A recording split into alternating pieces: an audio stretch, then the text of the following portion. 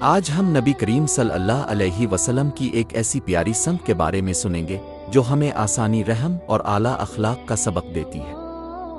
نبی کریم صلی اللہ علیہ وسلم کو جب بھی دو چیزوں میں سے ایک کے اختیار کرنے کا حکم دیا گیا تو آپ صلی اللہ علیہ وسلم نے ان میں سے آسان ہی کو پسند کیا، بشرطے کہ اس میں گناہ کا کوئی پہلو نہ ہو۔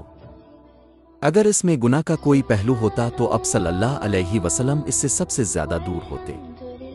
اللہ کی قسم، حضرت صلی اللہ علیہ وسلم نے کبھی اپنے ذاتی معاملہ میں کسی سے بدلہ نہیں لیا، البتہ جب اللہ کی حرمتوں کو توڑا جاتا تو اب صلی اللہ علیہ وسلم اللہ کے لیے بدلہ لیتے تھے۔ تو ہمیں بھی چاہیے کہ ہم آسانی کو اختیار کریں اور ہر حال میں اللہ کی حدود کا خیال رکھیں۔ اللہ ہمیں عمل کی توفیق عطا فرمائے، آمین۔ مزید اسلامی تعلیمات کے لیے چینل کو سبسکرائب، لائک اور شیئر کریں۔